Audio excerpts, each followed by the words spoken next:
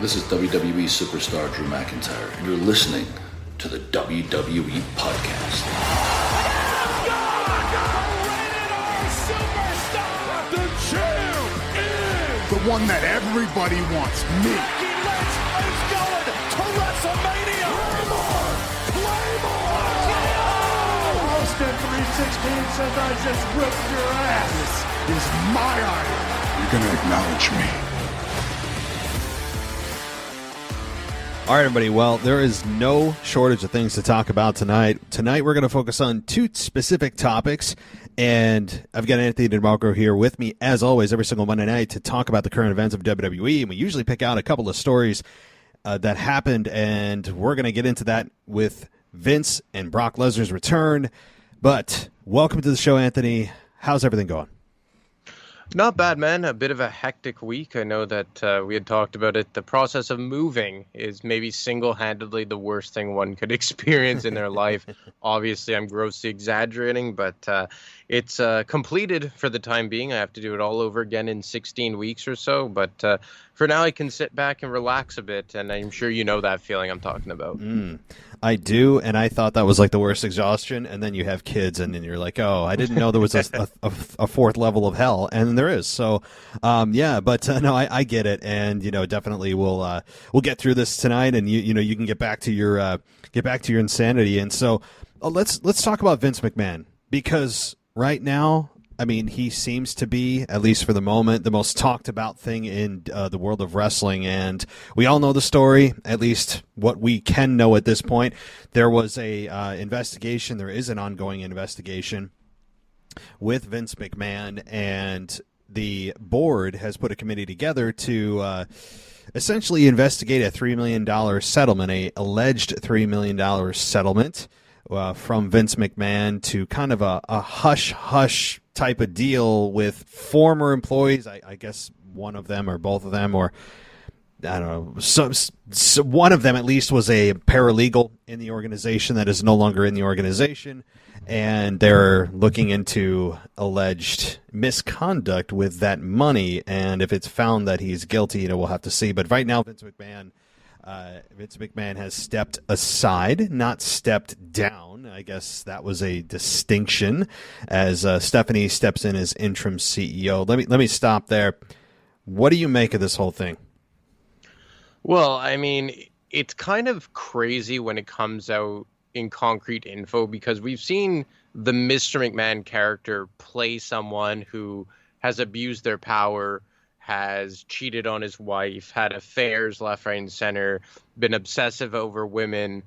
And, I guess you always kind of thought that that was a bit of how the person Vince McMahon was, but you always kind of like to think that it was just the character in Mr. McMahon. But then when a report like this comes out, it really kind of makes you think, like, damn, like, was he almost trying to live his real life on television in a way? And was Mr. McMahon always just like an amplified version of Vince McMahon? And like, look, I read as much as probably you did, but like, just before I go any further, the early reports is that they were consensual relationships, correct? Yes, that they were consensual, yes.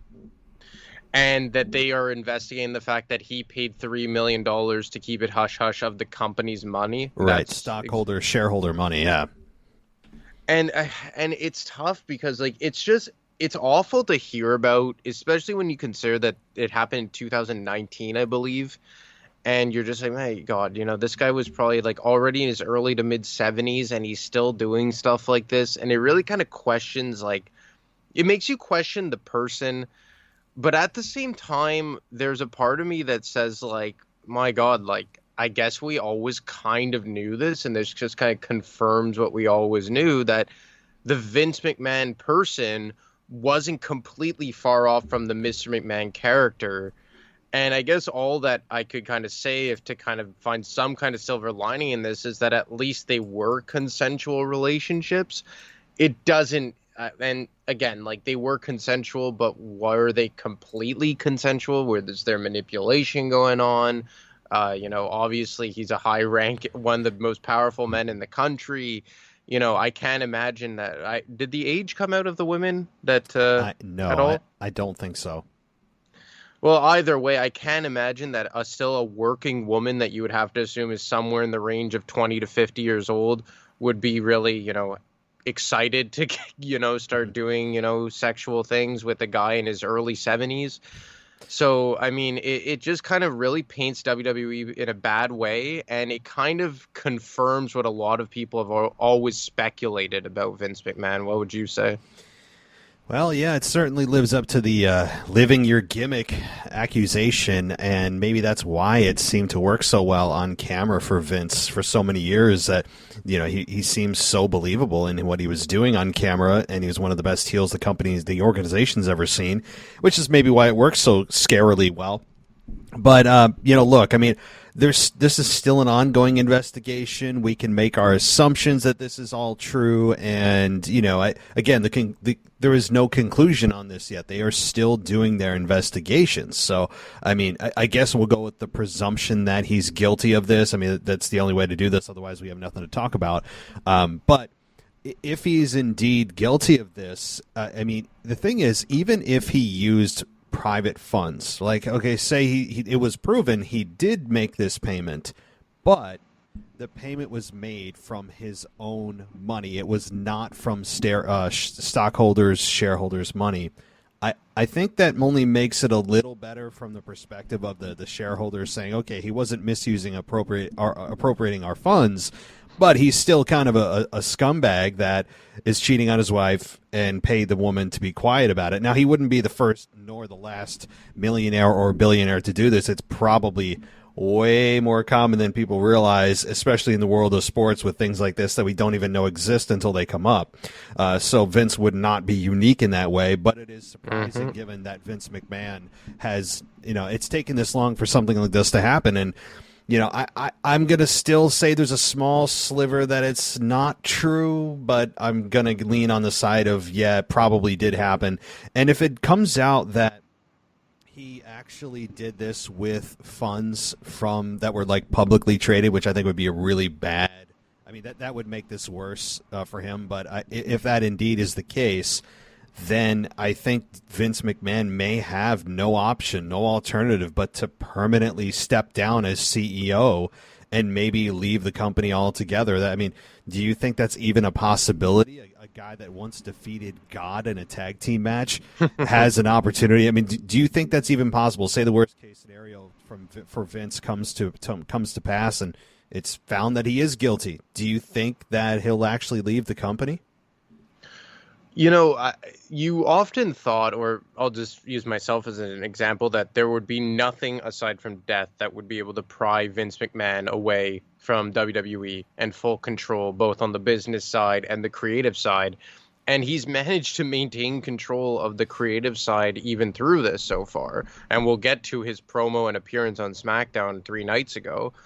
But I feel like when you're a publicly traded company, and so many billions of dollars are at play, and there's so many people with their hands in the pot, and we're living in such a fragile climate as we are today, where cancel culture is a real thing. And I'm not referring to that this would be like a victim of cancel culture if they do come out to be true, these accusations. I think that they would be completely justified for people to be completely upset about them. But it feels as though, especially when you take into account his daughter coming in as the interim CEO and chairwoman, and how much of a philanthropist she tries to present herself as, I feel like this would be something that he would not be able to survive. And to be honest, I'm still very surprised that he was able to maintain creative control and allowed to appear on SmackDown. Like that for me, and I have no doubt in my mind that was completely a Vince McMahon call to try and act like, I did nothing wrong and, try and get out in front of it in a way. But the more and more they let Vince McMahon go here, it just seems to be tarnishing his legacy. And, we talked about his appearance at WrestleMania, how he botched the stunner, how he looks now, the way he kind of acts awkwardly, and this is aside from the real life stuff that's going on. from an on-screen perspective, I can't speak for you, but I just feel like he's absolutely tarnishing his legacy as a great, arguably greatest heel of all time as far as on-screen characters go.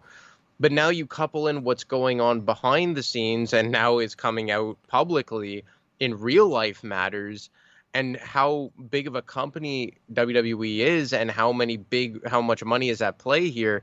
It seems like something that Vince McMahon will not be able to evade, especially when you consider that a guy like Nick Khan has gotten involved recently, and it is a publicly traded company. I feel like this may be a storm that he can't avoid this time around. Even the powerful Vince McMahon may not be able to survive this. I mean, Vince McMahon is a guy that has survived the courts before, but in this case, I don't know if he could survive because of the backlash, and especially as you said, the culture that we're in right now that is sensitive to these kinds of things, and for better or worse, we're not going to get into that, but it does exist, and I think that it would be a big factor, especially from a PR perspective.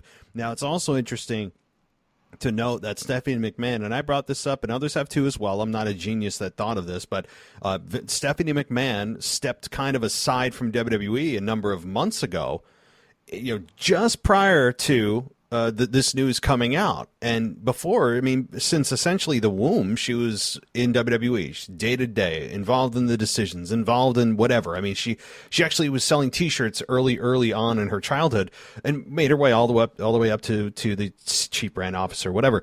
And the thing is it a little bit suspicious that she maybe, kind of saw the writing on the wall? She knew it was coming down the line. She probably knew ahead of time that there's something going on with her dad, and she heard rumblings of this coming out, and she smartly decided a couple of months ago to step aside from WWE and do kind of her own thing and distance herself. And then all of a sudden these allegations come out, and she's like, oh, wow, this is shocking. Yeah, I didn't know any of this was going on. I mean, maybe it's kind of self-preservation on her part, or it just could be dumb luck. I don't know which one it is, but it is just very suspicious timing where she decided the moment probably she found out to distance herself, and then when the news actually broke, she has some kind of soft landing to say, well, I mean, I left a couple of months ago to do my own thing. I don't know what's going on here. I mean, who knows? But do you think that Stephanie knew something ahead of time and kind of made the smart move to get away from the company and distance herself so that when the news broke, she wasn't associated in any way with this? I mean, like, logic would suggest that, right? Like, it feels like way too coincidental that she took a leave of absence, in late May, and then less than a month later, this all comes out. The only thing that would maybe suggest the opposite is that she was, placed in as the interim CEO and chairwoman.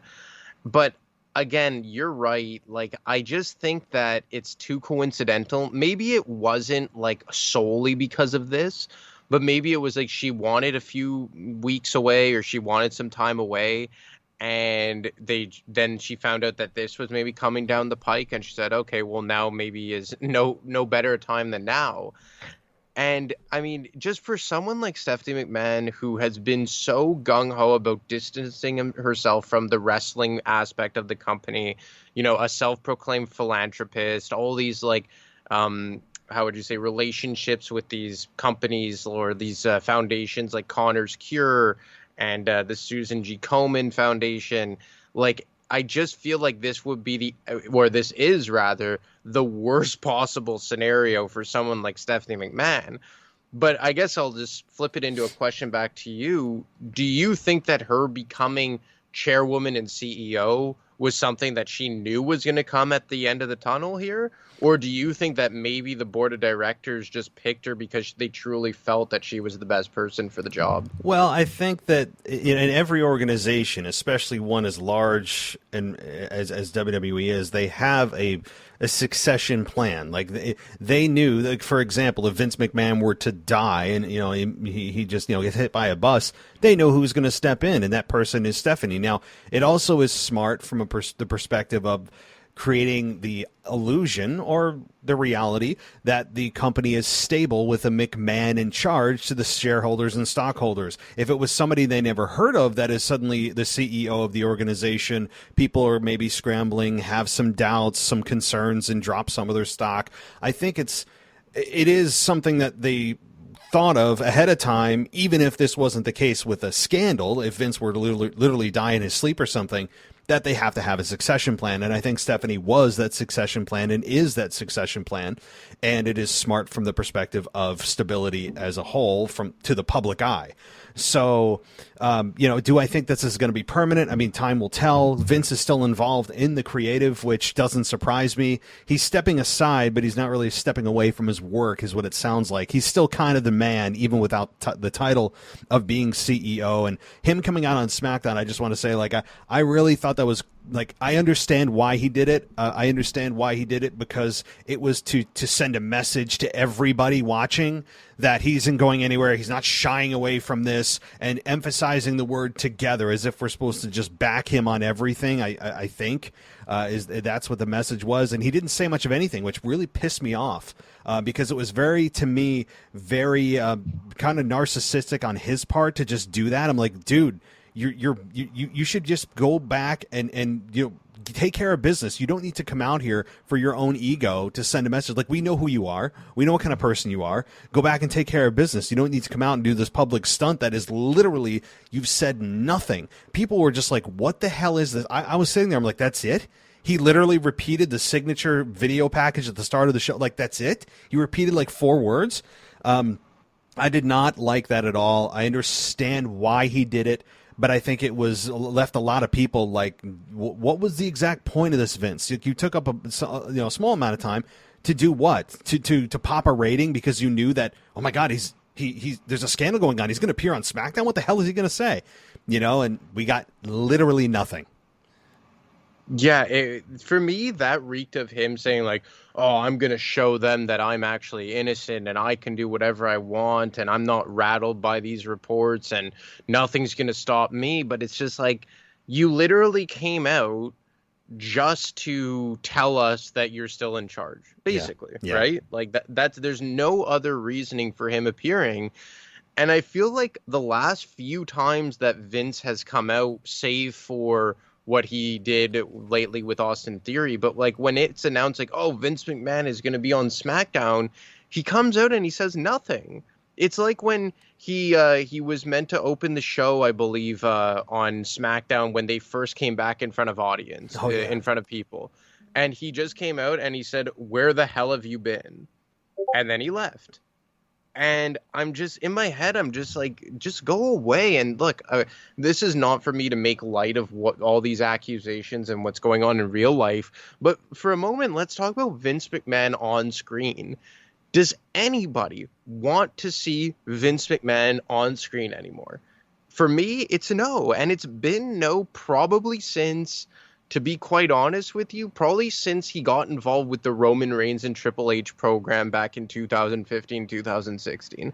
That's the last time that I could remember, and we're talking 6 years ago now, or 6.5 years ago now, that Vince McMahon resembled any kind of version of his past self. And, I'm not a huge fan of Stephanie McMahon on screen, but why not let Stephanie McMahon be that character? Why not let Triple H be that on-screen character? Hell, let Shane McMahon be the on-screen character. But it's just so sad now, and there's no other way to put it. It's just sad to watch him try and be what he used to be. And I feel like in a lot of ways, that's the way it is in real life too. That he still tries to be that genius, that creative genius, and this over-the-top powerful guy in real life, that he makes these bonehead decisions to book himself to open SmackDown, to quite literally say nothing and just come off as an egotistical narcissist. I don't know. It's sad because, again, take away the real life parts of it for a second. It's sad that he's tarnishing his on-screen character, his on-screen legacy, and now we're seeing him tarnish his real life legacy. it's akin to when people go beyond their wrestling years, when you're just like, dude, it's time to hang up the boots. Can you please stop ruining your legacy? I mean, a lot of criticism was it sent Undertaker's way, and some of it legitimate, some of it not. When it comes to in-ring and when wrestlers just don't know when to let go, I think Vince also has that sickness, and I understand it. Like, even though I don't have the ego the size of Vince McMahon, I do understand it on some level. Like, when you love something so much and this is your baby and you've created it and you have been successful in the past, as you and I said, arguably one of the best heels in the entire industry ever, and he wasn't even a real wrestler. So to let go of that and not appear on screen, I'm sure to him is hard to let go of. But I think also he recognizes, I do still think he has some self-awareness to realize that he can't speak long form much more anymore because he mumbles. Like, you really have to listen to what Vince is saying. He just kind of like mumbles a bunch of words together. And it's like, Grandpa, like, can you slow down? It feels like he just at this point should be kind of in a rocking chair, playing with his grandchildren. Like, when I was your age, pal, I used to be, like that kind of stuff. Like, you shouldn't be running an organization at this age. I mean, he just shouldn't be. That's all. It's time. We all need to move on. There needs to be a succession plan in place, and maybe he is forced out with this whole scenario. So do I think he's tarnishing his legacy? I mean, beyond the scandal, which we'll hear about the results of that maybe in the coming weeks or months, certainly, yeah. I mean, because for a long time now, especially with the Austin Theory thing, which really put it over the top for me, of him just, for whatever reason, sitting in an office, talking about golden eggs, mumbling to Austin Theory, emasculating a talent you're supposed to be elevating, all that kind of stuff made no sense to me. And also, he was not coherent. I cannot hear what you're saying, Vince. And on top of the boneheaded creative decisions, it's just his mental faculties are wearing, as we all will when we get to that age. And unless something forces him out like this, and there's public outcry from stockholders and shareholders, I do not believe that he will leave the organization unless there is like almost unanimous movement to get him out. So, well, I heard that now Stephanie McMahon, if she sticks in this role, I believe it was Wade Keller who reported it, that if she ends up sticking in this role as the permanent CEO, she's going to lean a lot on Triple H, no surprise there, but Paul Heyman, and that Paul Heyman would get a massive role in creative. And let's just play, for funsies, the hypothetical scenario that Vince McMahon is forced out. Do you think Stephanie McMahon becoming the CEO and chairwoman and delegating a lot of the creative decisions to Paul Heyman and presumably Triple H would be a good thing for the company? Well, I mean, both of them are proven. Like, I mean, Triple H built NXT from literally nothing. I mean, they built it from the days of essentially Double Dare to an established brand that has credibility around the world. And then, of course, Paul Heyman, an established, well-documented creative mind. Now, he's also getting up there in age, too. Age is a factor here, guys. Like, I hate to say it. I'm not saying Paul Heyman is completely out of his prime, but he's on the back nine. I mean, let's be honest. He's not a young guy. But at least in the next 10 to 15 years, could Paul Heyman be a guy that you could rely on? Absolutely. He's proven. He's one of the best promos ever in the industry, ever, bar none, any generation I put him up against. He's a guy that had built ECW. He's a guy that actually created Stone Cold Steve Austin, or at least created the environment to help facilitate Stone Cold to become Stone Cold. So yeah, I mean, I think that would be fine. Why not? I mean, they're both proven. Why go with somebody that you don't know? Now, some people may say, well, it's even with Vince gone, it's kind of the same thing. Like, the apple doesn't fall far from the tree. Stephanie's a chip off the old block, whatever analogy you want to use. And there are some realities to that. I mean, just because Vince is gone, some people think that, all will be well. It'll be a totally fresh new product. Even if that were the case where Paul Heyman and Triple H each run Raw or SmackDown or both or whatever, and Stephanie's the CEO and Vince is gone and the evil Vince McMahon is sitting at home, I still don't think we're going to see a massive change in WWE, because you still have a McMahon in charge. You still have everybody that Vince McMahon hired in creative there, presumably. Everybody that is in the production team and in helping create the product that it is today. You still have all those people there that are all in the same position. reasons. There are no new minds unless you literally clean house and start fresh, which they won't do because it's not a smart move if you're a publicly traded company. There's a lot of restrictions and things you need to consider when you're a publicly traded organization. So I don't think with Vince gone that things are just going to, magically change. Now, you may see small things here and there, but I think largely it'll be run mostly the same that Vince has run it, because Stephanie learned under Vince McMahon. She was his daughter, for God's sakes, and she is got Vince McMahon's blood literally running through her veins. So she's not a carbon copy of Vince, but I think largely things won't change. And I hate to say that for people that want to see a massive change in WWE. Yeah, I mean, I just wonder if Stephanie McMahon would delegate more because she so doesn't want to be a part of the actual wrestling aspect of it, right? But like, I wonder if maybe that would be like a hidden positive, that because she doesn't want to be really directly involved with it, that she would delegate more to people with more wherewithal to be better served in that position. But then there's the other aspect about this, and the one guy who's kind of becoming the X factor in WWE is Nick Khan. Like, I know that Stephanie McMahon has assumed the role of chairwoman and CEO, and is it technically a higher position than Nick Khan, who he's the president, if I'm not mistaken. Yep. And I'm just wondering here that since he joined WWE and replaced, I believe her name was Michelle Wilson and George Barrios, I think those were their names, he has kind of just been like taking a machete to the complete organizational structure here. And I think that, like, in a weird way, like, well, I don't think it's more, I'm just like thinking out loud here rather, is like, is he kind of trying to clean up WWE and fix it for the way that maybe the shareholders and the board of directors want to take this company into the future? Do you think that Nick Khan is kind of a big X factor for the company moving forward? Well, he's already been, right? Like you said, he's already been a guy going around with a machete, a sledgehammer, whatever blunt object you want to use.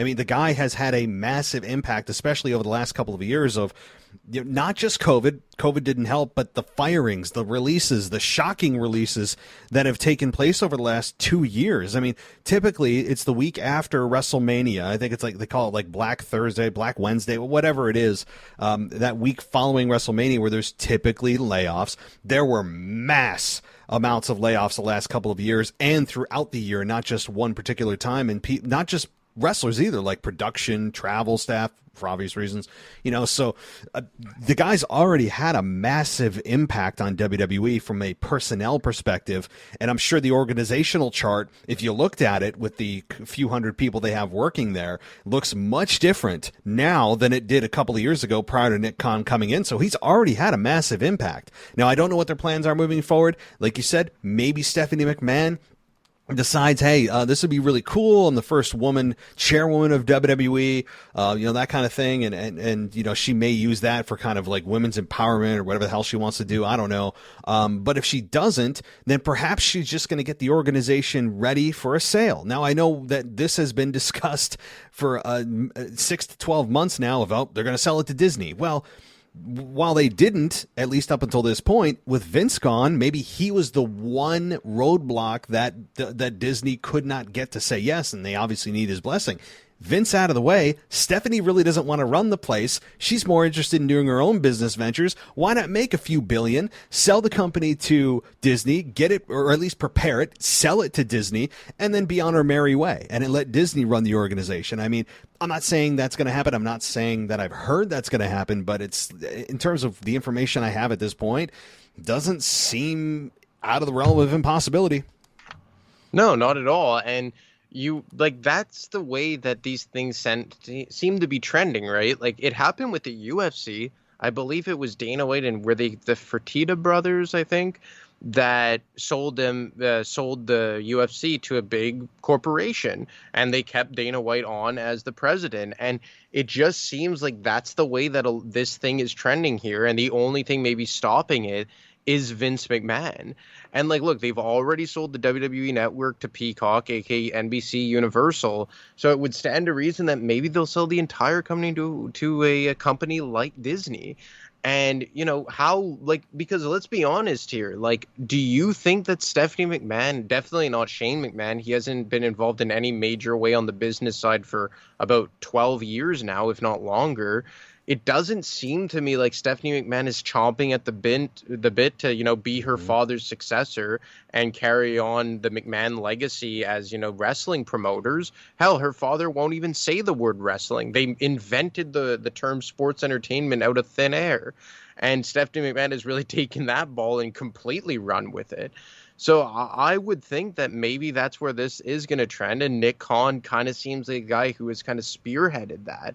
You know, you've also heard some rumors that maybe The Rock would buy it because he has a long-standing relationship with Nick Khan that I don't think anyone knew until The Rock's social media post. But, I mean, I guess before we move on to the Brock and Roman thing, the last question I would kind of ask you is that do you think that once Vince McMahon isn't in power anymore, whether that be that he survives this and eventually dies or he is forced out because of the scandal, do you think the McMahons will move forward as massive parts of WWE? And by McMahons, I guess you could also say Triple H as well.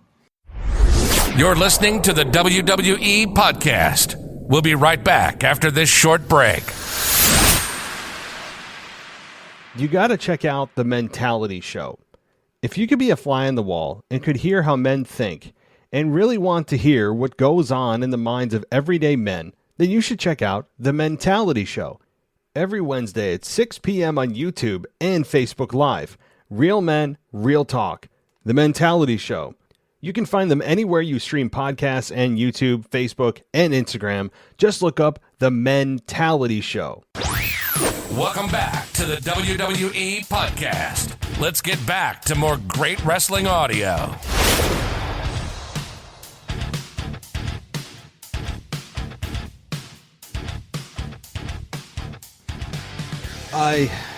So do I think that WWE is going to move on with a McMahon in charge? Was that your question? Exactly. Yeah, do I? Well, I mean, again, assuming Disney doesn't purchase WWE, because at that point they could make whatever decisions they want from a management perspective.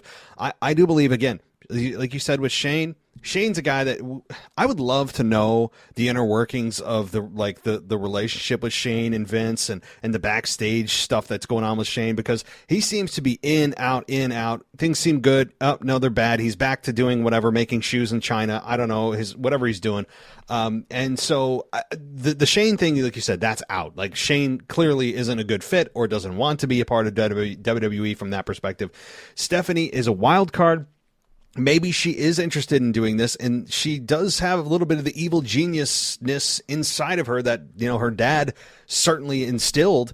And I think that there's a possibility that maybe she actually does want to, and this is kind of just her evil plan being hatched. Where not that she set up her dad, but maybe, again, distancing herself, setting herself up for that role, so that knowing she's in that next line of defense, that next person in line, if Vince were to have to step aside like he just did, then she knew that if I'm involved, I can't be involved with a scandal going on. How did I not know? So let me distance myself, and in 2 months they're going to call me to be interim CEO, and then they're going to find that Vince is guilty and I'm the permanent CEO. I mean, like, it's possible she thought that far ahead. I wouldn't put it past her. She's a smart woman. I mean, you can't get to that level and do what she's done if she wasn't. So there's that possibility. So long answer, I think, I think that there will be a McMahon in charge when the smoke settles from this scandal. Even if Vince is found guilty, he's thrown out, people go crazy, the headlines blow up, Vince McMahon out of WWE, whatever,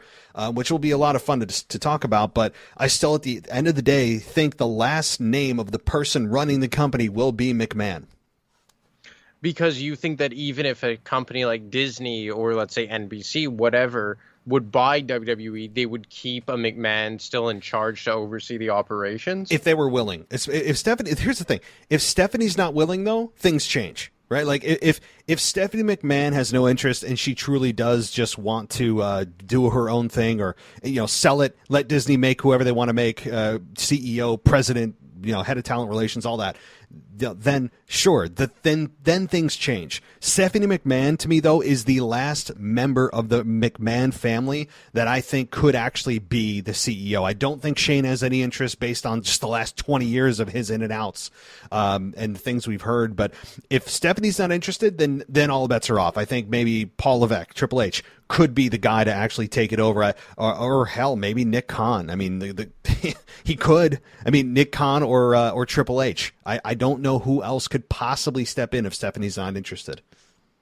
The Shane McMahon thing to me has always been so weird. Obviously, you can't judge a guy based off of his on-screen character, but like everyone who's listened to me for a while now knows that I'm a big Shane McMahon fan, but I always felt that he resonated well with the crowd. I would argue that he was probably, of all the McMahons, probably the best served to play the babyface role. I know Jim Cornette has said numerous times that he's the best McMahon or the nicest McMahon. It just really makes you wonder what the hell went on behind the scenes with Shane, especially considering the fact that he's the older of the two. I think relatively substantially between him and Stephanie. I think he has like at least 5 years on her. It just really begs the question, like, what the hell went on with Shane for him to leave in 2009? Then even when he came back in 2016, it was largely only as an on-screen guy. And I still think that he got over pretty well. Like when he was the commissioner of SmackDown, he had his programs with Kevin Owens and not Daniel Bryan, AJ Styles. He had the match.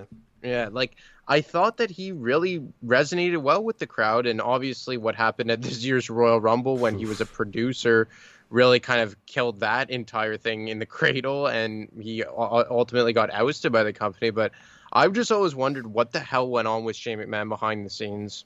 I mean, yeah, that I hope at some point before that, Shane heads to his grave, he doesn't take it to his grave. I would love to know the ins and outs of that. I mean, because it's fascinating, the things we don't know about the relationship between, the son and father. Now, of course, that's a very private, intimate relationship. Maybe we will never know, and they both will take it to their graves, and everyone just say that's none of our business. And I guess it isn't, but I think it is very interesting. It's fascinating, the relationship between Vince and Shane, because like you're right, Shane is a very popular, if not the most popular from a crowd perspective, McMahon. Yeah, his punches, and he doesn't wrestle the best, and I've heard all the criticisms, and I understand that to some degree. But Shane McMahon, puts 110% in, even if he doesn't wrestle the best, quote unquote. I think that Shane could, if he was interested, he could run the company. But I don't know if whoever's in charge at the very top would want him as the CEO. Again, a bridge we'll cross when we get there. But let's dive in to Brock Lesnar and his return. So. Anthony, were you surprised, and do you like this? Like, what do you think about all this? I'm torn because I truly do like Brock Lesnar a lot. I know a lot of people hate him because he's a part-time guy and he always just gets handed these main event type of matches and storylines, and his entire career has been a main event served to him on a silver platter, because he is a massive draw. But I've just always really liked Brock Lesnar. I like that he brings like a legitimacy to WWE. I think he's a very underrated worker. I'm not as big of a fan of Cowboy Brock as I am as Classic Brock. I like Classic Brock way more, but I respect the hell that he's been able to provide another dimension and prove to people that if he wants to be, he can be a standalone character without Paul Heyman talking for him. He's not the best, but he's passable. I like that he's at least proved that he can be a different type of guy than just bouncing up and down and looking big and scary. But I'm with you. I prefer the classic Brock. So I always have time for Brock Lesnar. And I do think that including Roman Reigns, aside from if The Rock comes back or when Austin comes back, or even John Cena, but I think maybe he's on the same level as Brock. Brock is like the biggest draw WWE has right now. That really kind of transcends the business that everybody knows. Obviously, his UFC background helps. But this just isn't it. My love for Brock Lesnar isn't enough for me to get behind this. Number one, it's just because we're doing this again. Again, we're doing Brock and Roman again, and it doesn't make sense this time around because the last two times that they competed one-on-one, Roman won. He beat him in Saudi Arabia last October, and he beat him at WrestleMania. And I believe at WrestleMania it was clean, was it not? Yep. So what grounds does Brock Lesnar have, aside from the fact that he's Brock Lesnar, to come back and jump the line? And the other part about this is that, and again, maybe I'm backtracking a bit, but I just wasn't ready for Brock yet. Like, I thought Brock was going to come back post SummerSlam, because it kind of felt like we got like a Brock overload in a lot of ways. And I just think we got a Brock and Roman overload. And I don't know why we're seeing this again. I think that they're going back to the well with how they start programs with Roman way too much. Like that he beats someone, he's about to walk off, and then someone's music hits and just comes and gets in his face.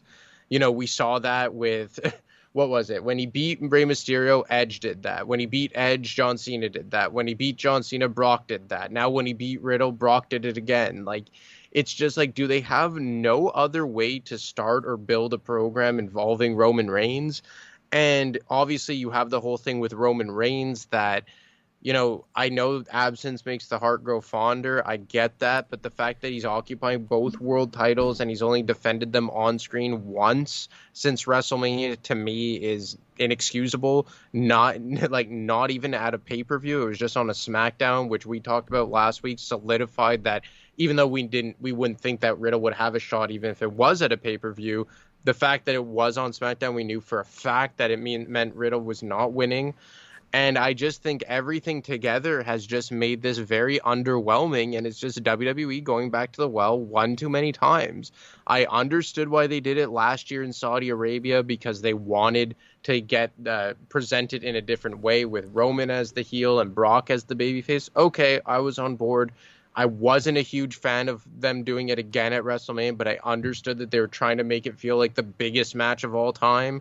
Fine. Wasn't a fan. The match was terrible, but I understood it. This, I don't even understand anymore.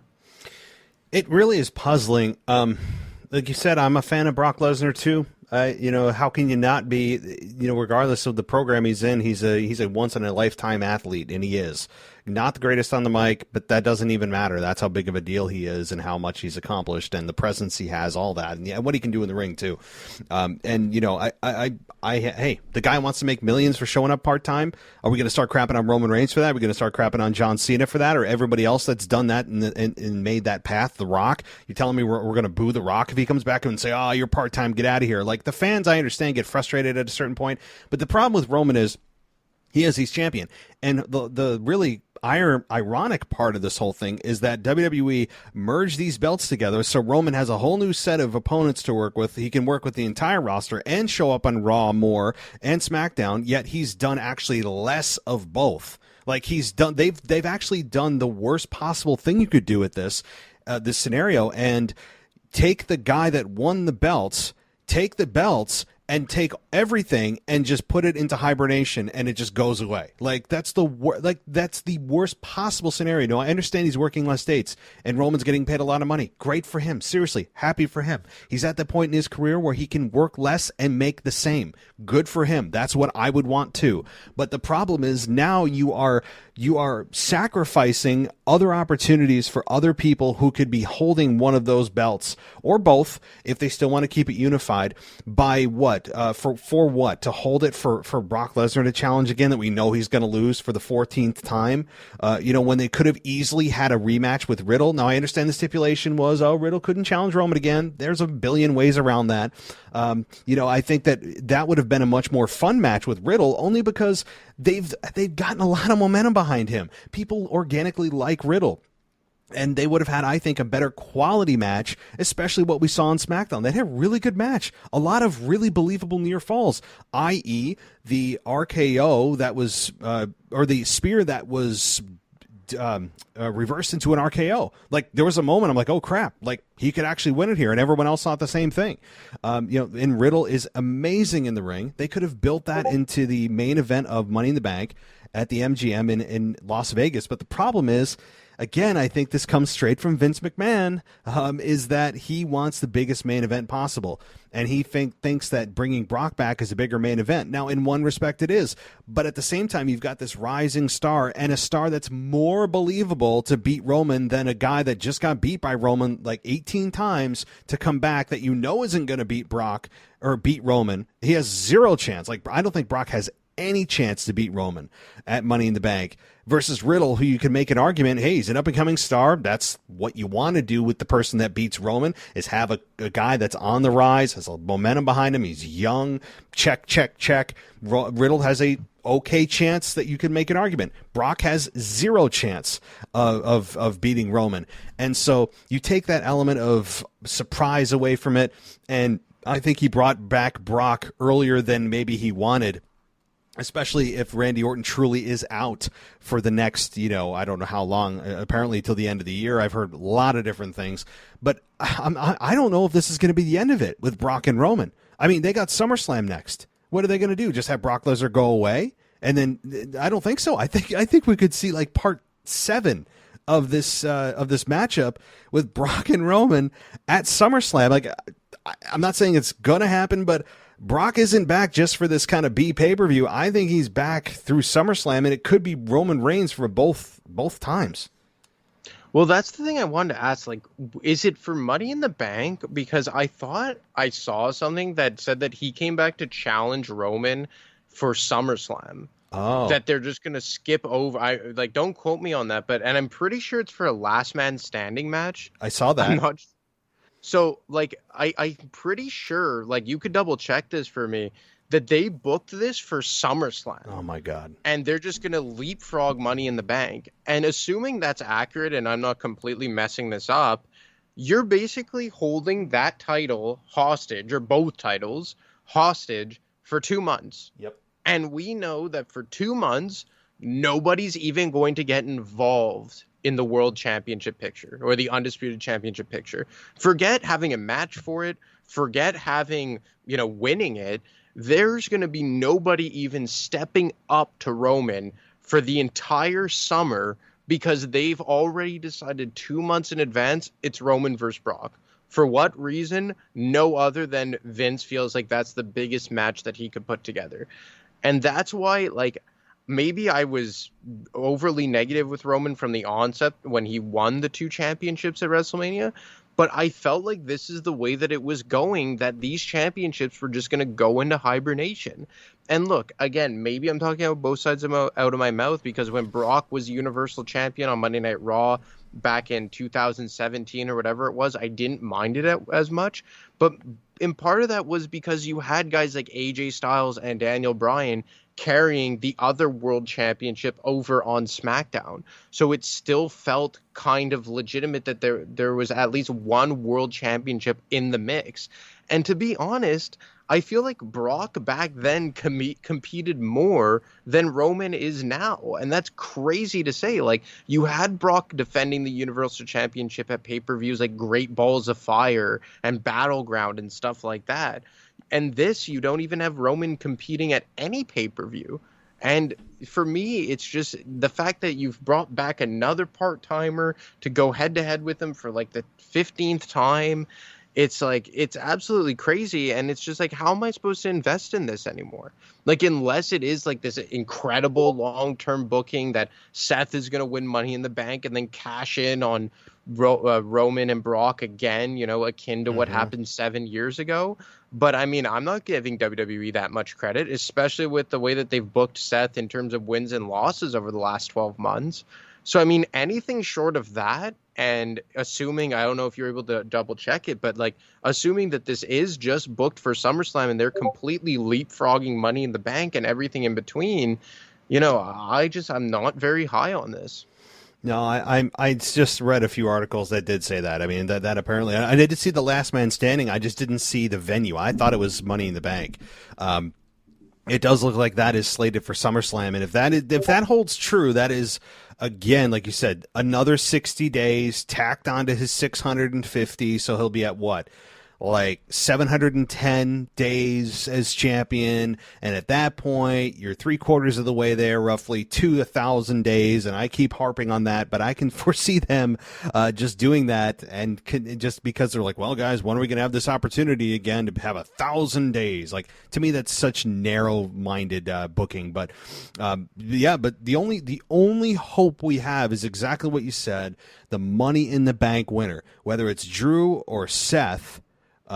Yeah, because I think those are really the only two that have a legitimate argument to win that match, which I probably think it'll actually be Drew, because then he'll challenge Roman for Clash at the Castle, I'd imagine, unless he wins some other way to challenge Roman.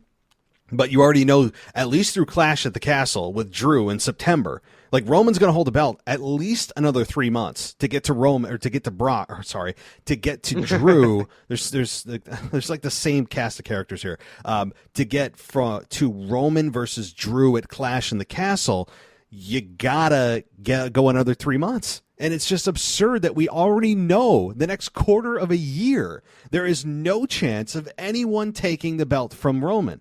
Like, that's, I think, the biggest problem I've had with this run. And I've been a big proponent of this run. I have. I've sat here and defended him more than most. And you know, for better or worse, that is what it is. It's very subjective here.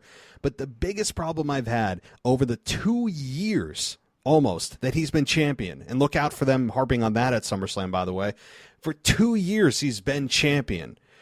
The biggest complaint I've had is that nearly every opponent he's had, you've never really believed that they could beat Roman. Like they've Kevin Owens, even, it's, you know, in his 4 matches or whatever he had, there was maybe one of the matches you're like, maybe, but at the end of the day, you're never thinking, oh my God, they're probably going to be the one to beat Roman, and then they don't. You're like, oh man, they had a chance. Nobody. There's been nobody. Cesaro, the Demon Finn Balor, Kevin Owens, obviously Brock Lesnar, you know, anytime he challenges Roman, has no chance.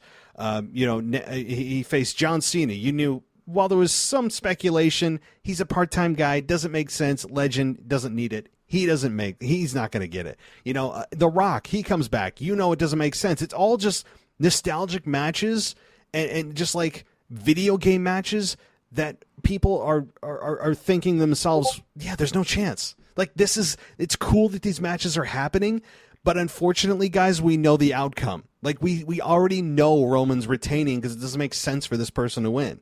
That's been the biggest complaint I've had with this entire run, is that 99% of his opponents, you just going, yeah, it's gonna be a fun match, but there's no way they're winning. That's a terrible way to have a title run. I think the only time that I really thought that maybe he would lose was WrestleMania 37 in the triple threat match with Daniel Bryan and Edge. Mm-hmm. And once he beat them, and I still picked Roman to retain, but that was the one time where I wasn't 100% confident. But you're right, like Rey Mysterio, no. Edge the second time at Money in the Bank, no. Cena, I mean, somewhat. I said, like, maybe they'll give Cena his 17th world title to pass Flair, and then he'll drop it back to Roman. But, I mean, the way that they booked him versus Cena was embarrassing. The Brock thing, obviously, like, him winning at WrestleMania was the most clear-cut outcome we've ever seen, arguably, at a WrestleMania. And we knew that he was going to beat Riddle on SmackDown. And, like, I don't know if I'm missing anyone in there. Obviously, Jey Uso at the very beginning we knew wasn't going to have a hope in the hell of winning the championship. So, like, it is a shame. It sucks that, like, even a guy like Seth Rollins, like, if that was a good match, I think the program had a lot more juice left in it, aside from the fact that it was heel versus heel. But we knew that Rollins wasn't going to win because they were in the midst of the Brock angle, and you had Seth as a Raw guy. So even that, we knew that Seth didn't have a hope in hell at winning the Universal Championship at the Rumble. So, I mean, it's very unfortunate that even though it has been an excellent run for the most part, I would say all the way up until this year's WrestleMania, I had no complaints with it. I would say that it is still a shame that for the first 18 months when it was red hot, you never presented a formidable opponent for him to go up against. Yeah, it's that. I mean, again, I'm not going to pretend that I wasn't a fan of it. I was a big fan of his run, and to some degree, I still am. I can respect what's going on, but at this point, like, fans are starting to lose their patience in a way that's not good. It's not good heat. It's like people don't want to watch anymore, and I will argue tooth and nail that there is difference in that kind of heat where people just want to change the channel. They don't want to even invest anymore. Disengagement is not heel heat. I think that's the difference that people don't understand sometimes, and so I think that people are at that point. people are at that point where they're just like disengaged and they're just like, oh, well, Roman's going to win. It's going to be a good match. So I'll watch for just like the wrestling perspective, but I'm kind of disinvested from the bloodline. It's the same thing. Roman wins, retains. He stands there, tells people to acknowledge him. And then a new opponent comes out just as he's holding up the belts. It's like very formulaic. It's the same thing. And I totally get it. I'm not crapping on that. And I'm starting to get on that bandwagon of like, okay, I'm kind of done with this. Can we just get the belts off Roman so we can get Roman in matches that you actually don't know if he's going to win or not? Like to me, like you've made your point. Roman's a future Hall of Famer. He's had an epic run, a legendary run. We get all that. Great heel turn, great success, great execution for the most part. Point made. Can we move on? You are strangleholding 2 championships unified into one that you're not even maximizing or utilizing at all, by the way. And you're also holding back talent that could be taking these spots for pay-per-views that oftentimes don't even have a world title match because Roman's not there. I mean, so there's to me, the negatives finally outweigh the positives of Roman holding those belts. I'm there now. And it sucks because they had something amazing, but it's just they had to exaggerate, they had to push it. And by they, I mean Vince, that like, I could see it just like, oh, you see, like now they're behind Roman, now I'm going to give them what they want. And it's just like, no, like, why can't he just be a top wrestler, but like not above and beyond and head and shoulders above everyone else? Like even Stone Cold Steve Austin back in the day wasn't pushed like this. Like, like even Stone Cold, when he was on top, at least you had that one guy in The Rock, or to a bit lesser of extent Triple H, that like when they would go head to head with Austin, you would think like, damn, maybe they could beat him. And sometimes they did. Triple H beat him in the 3 Stages of Hell match. One of the best of all time, by the way. I love that match. Yeah. Exactly. Like The Rock beat him at WrestleMania 19. Obviously a different context, but he still beat him. Like when The Rock was the world champion and Austin was out in 2000, The Rock was the top guy. Like Kurt Angle beat him at No Way Out in 2000, or no, sorry, it was No Mercy 2000. Like these are things sometimes that have to happen, and I could guarantee you that guys like The Rock, guys like Austin, even a guy like John Cena, and he was pushed as Super Cena for a long time, but never to this extent. That like it pays sometimes to have them lose, and it pays sometimes for them to have that redemption story. Like I think one of the things that really helped Cena, and I don't know if you remember this, but like in the year 2012 when he lost to The Rock at WrestleMania 28, and then he was just losing match after match after match after match. In 2012, all Cena did was lose, and he had a failed cash-in Money in the Bank briefcase. And then in 2013, he won the Rumble and he beat The Rock at WrestleMania 29. And even though it wasn't my favorite thing in the world, I think it got a lot more people behind John Cena again because they did have him face some form of adversity. And could you imagine like Roman losing a match and coming out like a month later more vicious than ever because he did finally lose? Like they would have a brand new like can of worms to open and work with, and everyone would be so much more invested because we're just like, okay, we had a vicious Roman before, but now that he's lost, let's see what levels he'll take it to get that title back. And they just won't even go there. There's such a story to be told on the other end of this. Like they've squeezed every last drop of juice, at least we think they have, out of this current product. For 2 years they've been doing the same thing with Roman, and there's such another side of this. There's a potentially better side of this, or more interesting side of this on the other side, where, okay, he lost. Now what the hell is he going to do when he comes out? Is he going to like light the arena on fire? Like, what is he going to do? Like the quiet anger I think he could show on camera would be scary good. And I would love to see it. They could even turn him babyface off of it. I mean, honestly, the fans are already cheering when he comes out. Some of them are. He's got a great entrance music. Again, I think that the fans have had time to hate him. The ones that have wanted to boo him have had time to boo him. We've had a lot of fans like myself pent up anger for him that I think is now released, and we're ready to embrace him. If they ever wanted to turn him babyface, we could get to the point where Vince wanted him to be 6 years ago, winning the Rumble in 15 in Philly, except actually be there now, because they've gone through the time of hating him, and now they could instantly turn him on a dime. I really believe that. So you're right. It's just time, and I think that fans are fed up. We're done with it, and I don't want to go in circles. But any final thoughts on this? No, it's a shame that we know that the world titles aren't going to be moving or have a developing storyline for 2 months during the summer. It's just sad, and it's frustrating. It's frustrating. I honestly don't even know the next time they're in question. I mean, WrestleMania, but if The Rock's there challenging for the belts, God help us. I didn't want to cross that bridge. I mean, we've got like 8 months until we have to talk about that.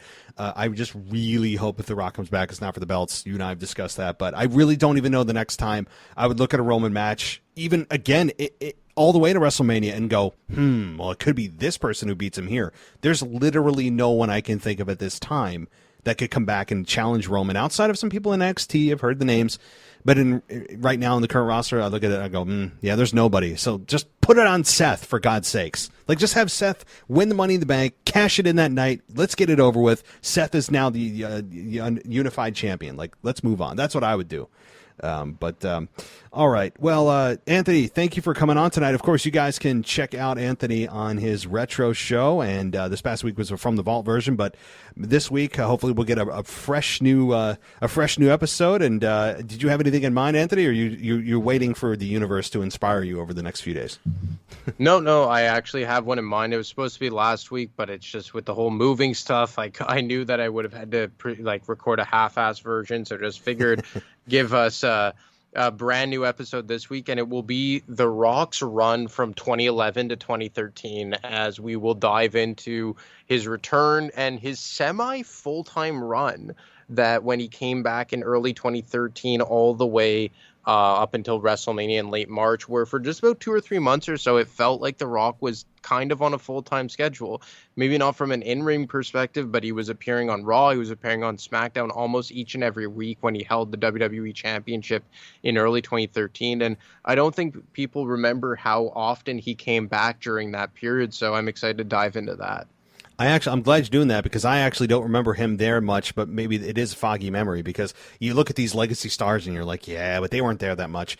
But I think you're right, that he was there way more than we realize, and that's important. I think he wanted to put some respect on the belts and not just be this absentee champion. So good stuff. I'll be looking forward to it. And you have a social media you want to share as well?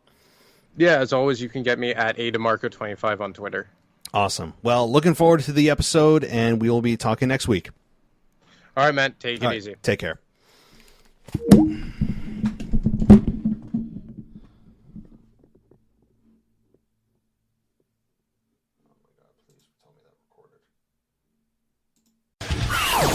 Thanks for listening to the WWE Podcast. Don't forget to subscribe on your favorite podcast app so you don't miss a show, or head to WWEpodcast.com.